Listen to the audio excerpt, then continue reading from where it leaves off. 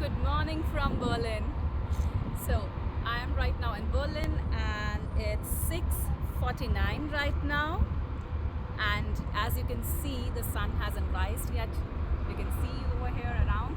In fact, the sky is a little dark blue and it seems like it's evening, but it's actually morning.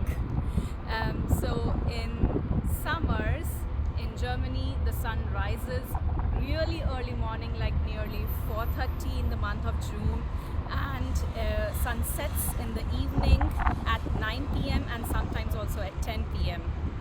And in winters, because it's the month of October, sun rises around 7:15 or 7:30 and sets at 7.